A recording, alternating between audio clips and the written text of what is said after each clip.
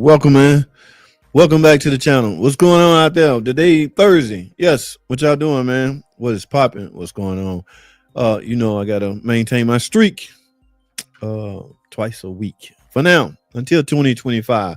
Some things have to change. Okay. So listen, guys. First off, let's get through this. Y'all know I'm not a political guy on this channel. Okay. Y'all know that's too polarizing for me in this channel. All right. I do not indulge in politics. However, the election is over. Okay. The election is over. We've had an election 2 days ago. Okay. People have spoken. We do this every 4 years, just in case some of y'all didn't know. Every 4 years, we do the same thing. We try to elect someone that we think will run the country a certain way.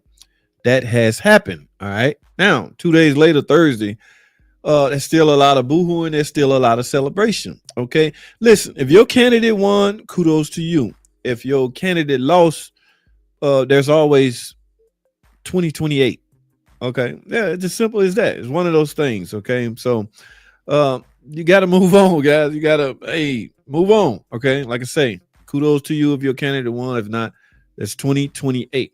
But now, I usually don't indulge. What's up, Uncle Andy, in the politics, unless politics affect the industry that I'm a part of.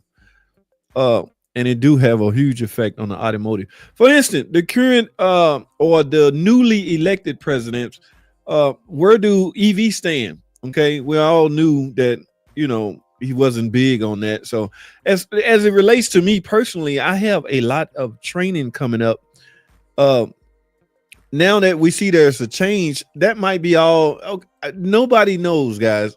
Okay, nobody knows. I don't want to waste my time doing a lot of or getting a lot of training, especially if I have to invest in it myself. Now, there are some things relating to the electric vehicle that I have to pay for. I have to invest in myself. I don't want to do that if there's no future. Okay, yeah, we've heard about all the laws in the past or what's coming down the pipe. Okay, but there's an administration change. All right. I'm just saying, I do not want to invest and waste my money into training that I have to pay for if there's no future in EV.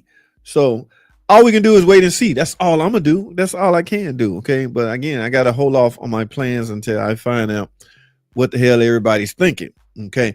Now, there is a law, all right, that was passed in Alaska, and I'm obviously way freaking behind. All right, I didn't know this, but we're gonna discuss this. All right, what's up, Uncle Andy? Joe Smo, Dartus Hooper, what's going on, bro?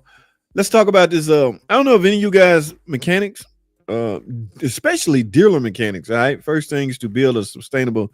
Yeah, that's what I'm saying. That's steps to go to get it running. But again, I don't want to invest. I'm already seeing shaky shops back out of or shaky car makers back out of building them. I'm like, whoa, put the brakes. Wait a minute. So all we can do is wait and see. But listen, I want to talk about a bill that was passed of all places in freaking Alaska. If anybody, and it affects dealerships or dealership mechanics. Anybody heard of this Senate bill 124? Like I say, of all freaking places, Alaska. All right. Yeah. It was passed over there. It relates to, here's a rundown. I don't know if some of you are aware that mechanics get paid a certain way when they are employed at a dealership. It's flat rate. However, if the car is under warranty, that mechanic don't make as much off the repair as he would if the car wasn't warranty. In other words, car makers are potentially indulging into, not so legal practices, I guess. Guys, lawmakers, those are the people in Congress. They what you call lawmakers. In other words, they make laws. They create laws based off, input from their constituents. So here's the deal. I guess a lot of people in Alaska got fed up with it. Dealer techs, hey, why am I getting 5 hours to put an engine in a vehicle because it's under warranty? And if I go down the street at Joe Smo's Automotive, I can get paid 10 hours, almost double. All right. So the bill in Alaska pretty much making it even all the way around. Car makers have to pay out if book time says 10 hours, damn it, they have to issue 10 hours. Manufacturers help themselves to massive self-decided discounts on the time they will pay dealers and our employees for their warranty work. All right, technicians are avoiding working for dealerships. Here's the thing. Here's another thing why there's a shortage in dealerships. Technicians are avoiding working for dealerships because they are paid for work. They are paid for more hours for the same work when they work for an independent repair facility. Again, I just gave an example. You may get 5 hours for replacing an engine under warranty at a dealership, as opposed to 10 hours for doing that exact same freaking job. So in Alaska, politicians got together and no. That can't happen. This is a new law. So I'm curious how the adjustment went. There are discounts shift the expense of warranty repairs from the manufacturer directly to Alaskan consumers, employees, and business. I'm thinking this is just in Alaska. Okay, here's a good one. Who is affected?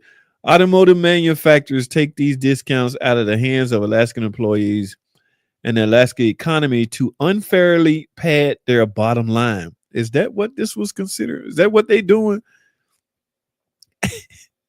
I don't know how the economy is running, as opposed as a difference between like over here, like, are we to believe they just padding their bottom line? They were going to want to give us 5 hours for an engine as opposed to, it depends on your belief, guys. The solution, they come up with a solution. Again, guys, this is a legal binding. This is a bill that lawmakers created.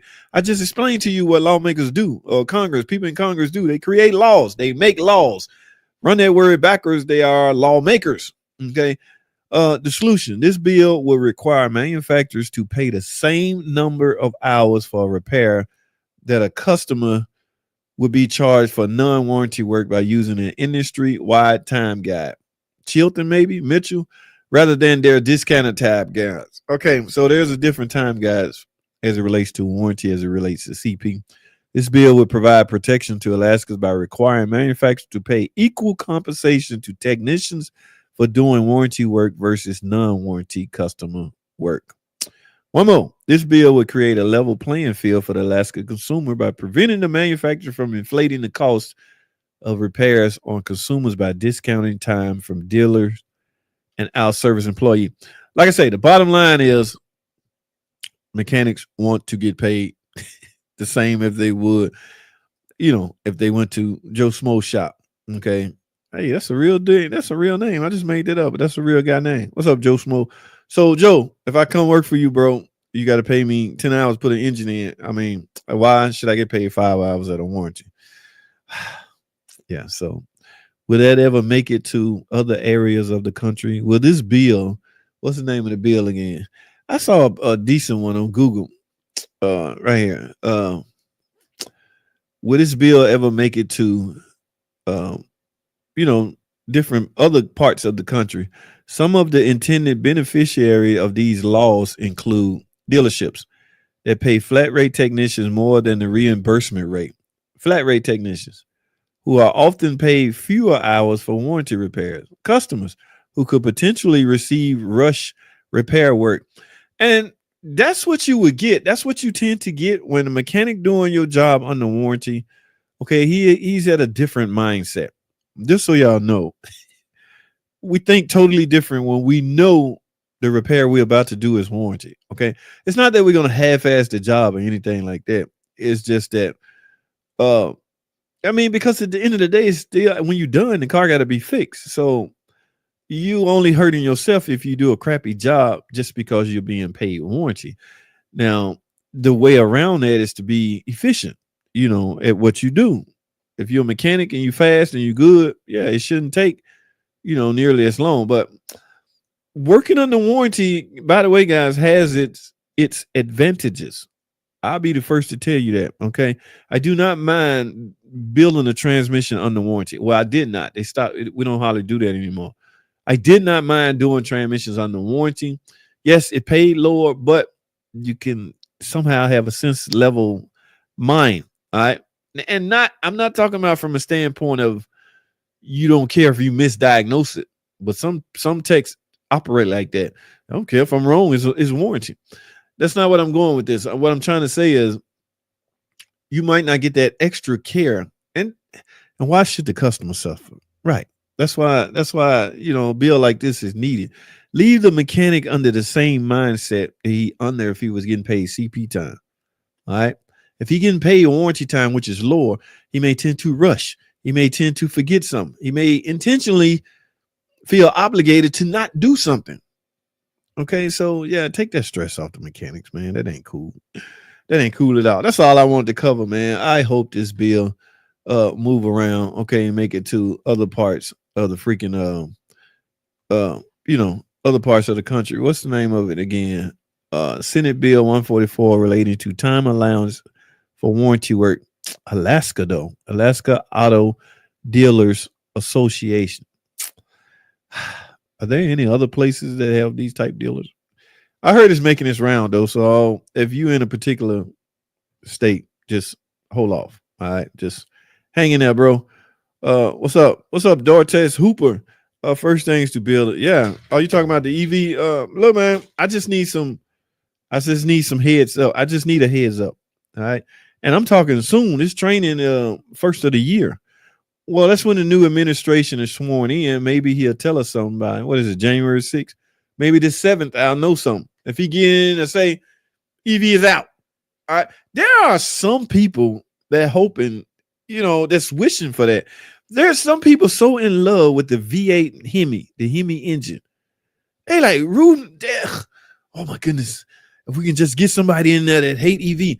And again, without delving too much into politics, the king of EV is Elon Musk, and they boys, they homies. So be careful what you wish for. You can't just hope EVs die off, and then you know how Elon gonna feel about that, Mr. Musk. Yeah, I got to call Elon Mr. Musk. I don't want him coming for me. All right, I don't have that type of money for lawyers. But I'm saying is I need some certainty. All right, because I'm gonna cut off. I'm going to postpone or remove myself from those courses if I don't see a future in it. Okay, a future becoming of it, cookie or biscuit. So yeah, but all we can do is wait. All right. So dealerships aren't in the business to make your life better. They're in the business to make money. I get that. All right. No one is asking them to make my life better. If I happen to work for them for a living, you would think they would be interested in paying you equal salary. And there's a thing in this society called competition. All right. Right now, several shops that I employ out of, you can't quit. I ain't gonna say can't, because if something come up and you gotta leave, you gotta go. But you can't quit and go work for somebody else. If you go in the office and boss, I'm putting them on 2 weeks notice. Why? I'm going to work. Brothers Motors. All right, they paying more. How much? Such and such. We'll match it. We'll top it. Give you $2 more. That's that. I'm staying in. So my point is, yeah, they shorthanded. All right, you name your price. And some dealerships name your freaking price.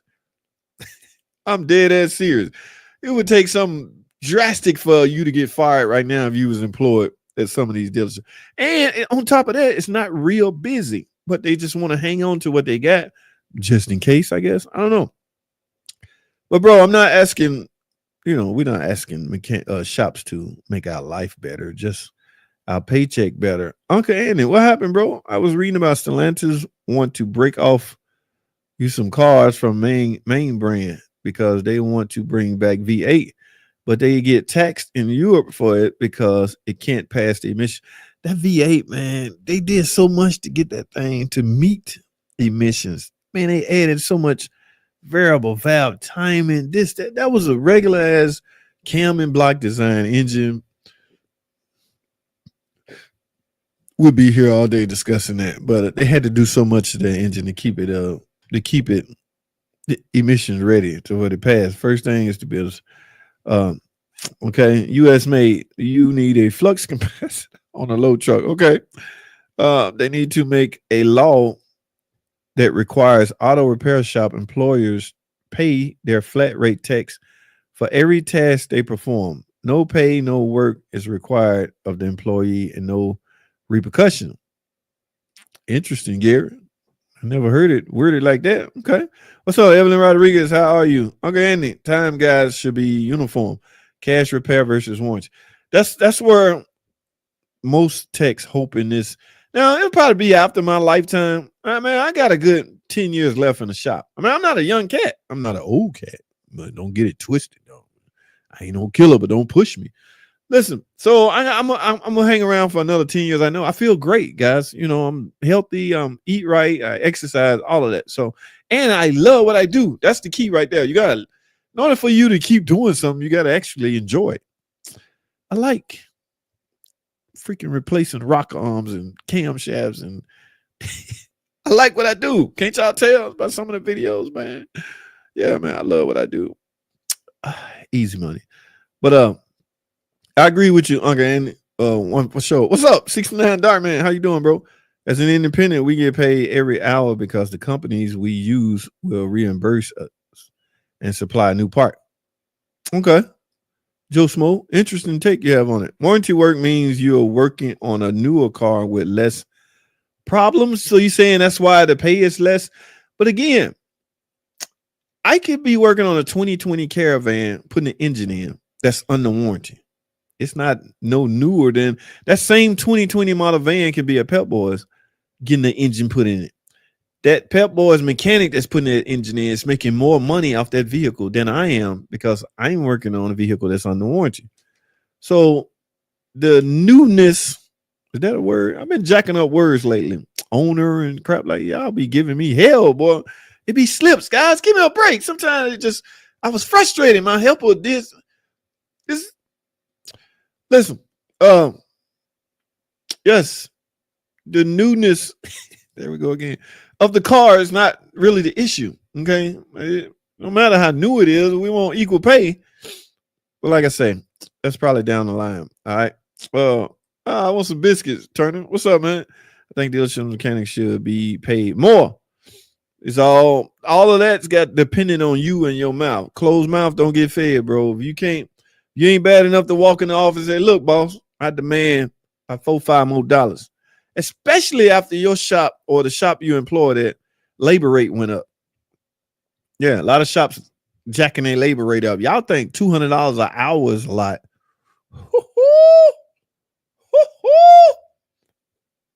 I had to refrain from saying that. Boy, y'all was killing me in the comment section. $200 freaking dollars, and that was a year ago. But y'all look, so when the shop tend to raise their labor rate, mechanics tend to want more off that cut.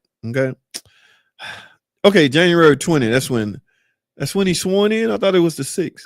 Okay, well, whenever he's sworn in, I need to know something right now. Look, Mr. President, what's your thoughts on EV in the future? I mean, you got 4 years, so we need to know something now.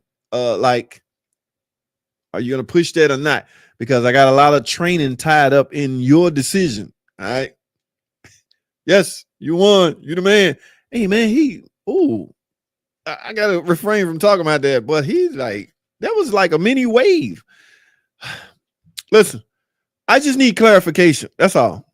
All right. So I don't know who in charge of that. Is this EV thing going to proceed or not proceed? I'm not wasting my money on a training if it's not going to proceed. January 20th. Okay. Thank you, Gary and 69 Dart, man. What's up, Blake D? All right, guys. It's 9 o'clock. Let me wrap this up. You'd be rich if you had a. All right, John. You really insist on saying that, huh? Can I ask a car warranty question? Sure, man. You got about 10 minutes. I'm going to jet up out of here. Hey, do I have a 2020 Subaru Impreza, a hatchback with a CVT transmission? I've been told to get my transmission fluid changed. Damn, they went down. They took the recommendation down to $30K. Now, I know a guy. I don't know if y'all familiar with Fluffy Mexicanic. He worked for Nissan, and Nissan employ a lot of those CVT. We do too in our Jeep Cherokees, Patriots, and things like that. We use a lot of car makers use the CVT. He took his recommendation down to $30K. All right, I've been stuck on 60 for the longest. All right, your question: fluid change out every 30,000 miles. Would this be a good mileage to have it changed? Yes. Okay. Because I'm hearing it from too many well-known mechanics that know what they're talking about. All right. So yeah, if you want to avoid catastrophe in your transmission, service it. The filter, guys. A drain and refill, in my opinion, it's better than nothing, but it's not. You're not really doing nothing. You want that filter out, that trash. The good news about the CVT is the filter is replaceable. On the ZF 948 TE transmission, use Chrysler and Jeep use, you can't do a service. You can't replace the filter. It's on top of the transmission. You got to take it out. So, yeah, I know what you're talking about, bro. Yeah, I would, bro. Every 30,000 miles, I have an EV, but the way Trump has it set up, they will only help Tesla, not other EV companies. That's look. My training ain't on Tesla. My training, my pending training, let me call it that, is on general EV automobile technology. All right, which will apply to Tesla as well, and every other car maker did. So it's not spaced out to just Chrysler. Chrysler only doing hybrids right now. I don't know if they got a full EV vehicle out yet. We got a lot of hybrid stuff. So my training is universal. So it's going to apply to a vehicle, not a car maker's brand. But damn, Herman seemed to think they only going to take your test. I just need to know this. I need some clarification, man. I got a lot tied into this training. Apps didn't read close enough. I would do it. 25K. Okay. Gary Archer. Okay. Interesting, bro. Touch a perfect mileage point for that. Yeah, that's what I'm hearing too. Continuous. That's what CVT stands for. I always messed it up. Joe Smo, appreciate that, bro.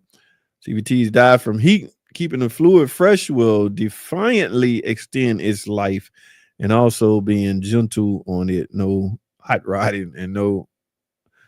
I hate being limited on how I can drive my car. Damn it. Sometimes I feel like punching it. I don't want to get ready to slam my feet on the accelerator and wait a minute. I got a CVT in here. Hold on, dog. You can't be doing it. CVTs die. Okay. Bingo. Yes. All right. Pep Boys. Yeah, what you know about Pep Boys? JTI labor rate is going up to 159. That's it, bruh. Without talking too much or without incriminating some places, the $200 seems to be the norm in this area, but I think there's several dealerships headed toward the 250 mark. All right. Now, I'm not just talking about, a Jeep Dodge deal. I'm talking about dealerships in general. And here's the thing, guys. When you creep your prices up like that and customers don't notice, you like, did nobody say nothing? Go up a little bit more. You know what I'm saying? Oil change go up increments $2. It's not noticeable. Okay. Now, if you used to paying $37 for, $57 for oil change, now it's $102. Yeah, that's a big jump. So if you go up in baby steps, yeah, I partially took some owner courses when I was trying to get my LLCs and run a business and all that. I took some, of course. All of this is discussed. It's fascinating, man, how those guys think. Okay, what is your question? Oh, what happened to my bro? He never chimed back. What's up, Papa Hobbies? What's going on, man? How are you, man? What's popping, man? One of the dealer would work on my Plymouth Breeze with a 2.4 in it. I used to kill those, bro. I was a kid. Guys, it's still on the side of my computer. Number one, I don't want to be wide, so I decided to leave. If I'm wide, my whole room is jacked up.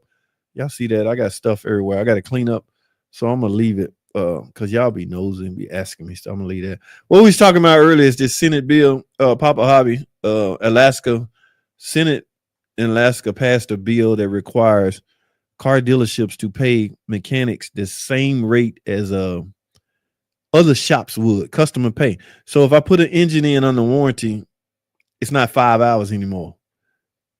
It's not the same as I put an engine in at Pep Boys, which is 10 hours. So the dealership, they going by a standard time guide. If it's 10 hours at Pep Boys, damn it, it's 10 hours at, the dealership. So that could be a semi-good thing, but it also can backfire. So you got to be careful how you handle this. All right. It's $475, a good deal for a high fuel pressure pump. Oh, the going rate for that, I mean, a lot depends on the price of the pump, but is that labor or just uh, labor and parts. Uh, oh, this is an Audi. I don't know how difficult that is, guy. It's hard to say. All right. A lot of the prices are dependent on how difficult it is to do such jobs. So I'm not sure. All right. Where am I at? Ooh, it's 912. That is cheap. I would be weary. Okay. Gary Archer. Can dealers deny warranty repair because of lack of maintenance from the previous car owner? Mm. I would say between 40 and 50 mile per hour, but or 50K miles, but 30K isn't a bad idea for CVT. And the good news is the fluid is not as expensive. Now, if you had to pay $30 a quart, the ZF front wheel drive transmission that Jeep uses, that 8 9 speed fluid is expensive. So yeah, it's doing that every 30,000 miles can hit that pocket. Yeah, but before my car was having problems burning gas and it was having a misfire. Chrysler is dead. Company walking besides the truck division. I've been hearing talk like that for the last year or so. I think people get off on saying that. Carlos Savara is fired. Carlos Savara, he got fired yesterday. Last I checked, Joe is still in the office making decisions. Chrysler's doomed, nigga. Last I checked, they still operating. I mean, they're hurting financially. You can be hurting and not, be on your way out. I don't know how this stuff works, but I think sometimes people just like saying it. Carlos Tavares, he got a nice ring to his name, so people like to say it. Like, JT, what the hell Carlos Tavares doing now? Sometimes they don't even say it right. Like, JT, what Carlos Caballeros doing? You know that dude that owns Stellantis. What kind of junk he doing now? Bro, I don't know, man. But yeah, X, you know better than that, bro. Whoa, F Mopar. Oh, somebody must have burnt. Somebody done pissed X fell off. I don't know. Never worked at a dealership, but I do know they can deny the warranty for specific reason, but I don't know all the specific. Yeah, it's printed in some manual somewhere. I have no idea. I couldn't regurgitate them to you, that's for sure. After I got one oil change, a high fuel pressure replaced, and 4 spark plugs reached, shit runs better than ever. That's what's up, bro. And since I started the conversation about Subarus, how often do you get them in your shop? And if you do get them, what generation of cars do you usually get? I haven't seen a Subaru in the building in years. All right. Now I'm talking none of the shops I work out of. All right. I work out of 4 shops. I haven't seen Brothers Motors. They don't even come that way. I don't know. So yeah, I haven't worked on one in a while. What's up, Daniel? What's going on, man? Guys, I gotta wrap this up. So dealership always charge a lot for labor rate, and all they do is change parts, don't repair. Hey man, hold on, bro. What you trying to say? Here's the thing about that, Papa Hobbies, that I try to inform people or remind people, because people act like the people in the dealership put a piece of steel to your head and make you do something. At the end of the day, everybody that bring their car into a shop, let's say dealership, there's an estimate drawn up. Okay. In that estimate will include what it's going to take to fix the car. The advisor explained that to the customer. Right then and there, the customer have a chance or opportunity or a decision to make. It's either yes or no.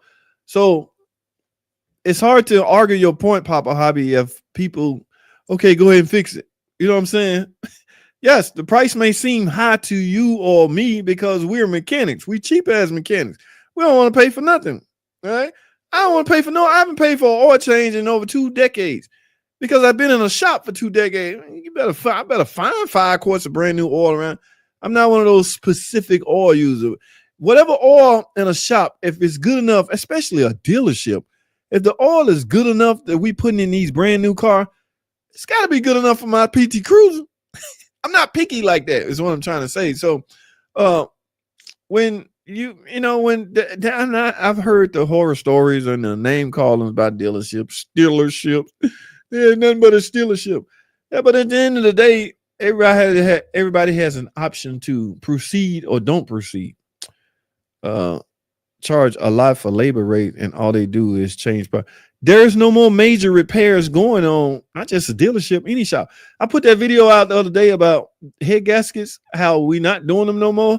And it was about 50-50 split. A lot of guys say, hell yeah, we're still doing them. A lot of guys will say, no, it depends on a lot of factors. Okay. Cost effective factors. All right. Yeah.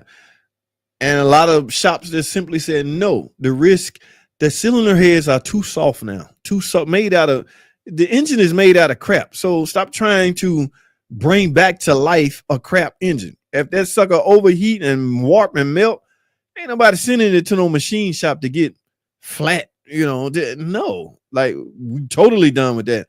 So yeah, dealerships gonna always get a bad rap on that. I don't even build transmissions anymore. They cut me off. I was the transmission man. Table full, just taking them out, rebuilding and put. No, JT, your gravy train over. So I had to adapt. That's one reason I was glad that I didn't never specialize. I learned the complete car from bumper to bumper. All right. I have a 2005 300 that I think the computer is going bad in. You think the computer is going bad in. If I get a used one, will my PIN change? I have the software to update the VIN number. It's not the VIN number you're interested in on an 05 model. It's the security PIN number you're interested in. The PIN on an 05 Chrysler 300 is equipped with a SCIM module on that car. And that SCIM module, your key has a chip in it. Your chip has to match that SCIM module. Well, that SCIM module have to match your PCM. So if you replace the PCM, you have to find a way to marry your SCIM module to the PCM. Remember, the key is married to the SCIM module. So there's really no reason to marry the key to the PCM. You bypassing somebody. Just marry the SCIM module to the PCM. And what I mean by marriage is, I don't know, every scan tool is different. Everybody different. In my scan tool, I simply go into PCM and tell it, no, I go into the SCIM module and tell it a PCM has been replaced.